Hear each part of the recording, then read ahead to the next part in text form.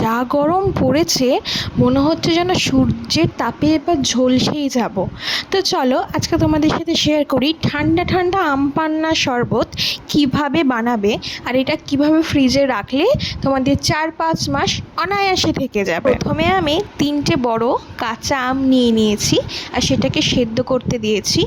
আমার এই বড় বড় কাঁচা আমগুলো সেদ্ধ করতে সময় লেগেছে 30 মিনিট থেকে 35 মিনিট। আমটা সেদ্ধ হয়ে গেলে আমি একটু ঠান্ডা জলে দিয়ে চামচ দিয়ে পাল্পগুলোকে বের করে নিয়েছি। তোমরা ভিডিওতে দেখতেই পারলে আমি কিভাবে বের করেছি। এরপর আমি আমের পাল্পটাকে জুসার মিক্সারের বাটিতে নিয়ে নিয়েছি। এর সাথে অ্যাড হবে কিছু মশলা, মৌরি, তারপর অ্যাড করেছি লঙ্কা, সুগার।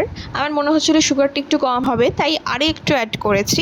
এরপর দিয়েছি বিট নুন, গোলমরিচ, এইগুলোকে ভালো করে পেস্ট করে দিয়ে নিয়েছি। এরপর এই যে জলটা রয়েছে জলটাকে পুরো মেরে একটু শুকনো করে নিতে হবে, তাহলেই তোমরা এটা অনায়াসে ফ্রিজে 4-5 মাস রাখতে পারবে। আমার তো 4-5 মাসের জন্য আমি একবারেই অনেকটা বানিয়ে নিয়েছি। জলটা শুকিয়ে গেলে এই মশলাটা হচ্ছে ভাজা মশলা অ্যাড করেছি। খুব টেস্টি লাগে এই ভাজা মশলাটা আম পান্নার মধ্যে অ্যাড করলে। তো তোমরা বাড়িতে কিন্তু সবাই ট্রাই করবে, খুব কম জিনিস দিয়েই এটা তৈরি করা হয়। আর দোকানে গ্রিন কালারটা মেশাই, যেটা আমি বাড়িতে কখনোই মেশাবো না, কারণ কালার ইউজ করাটা উচিত নয় খাবারে।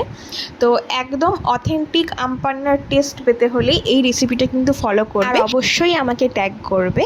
আরও সুন্দর সুন্দর রেসিপি পেতে হলে আমাকে সবাই ফলো করে দিও। আর ইউটিউবেও আমার চ্যানেল রয়েছে, প্লিজ সাবস্ক্রাইব করে দিও।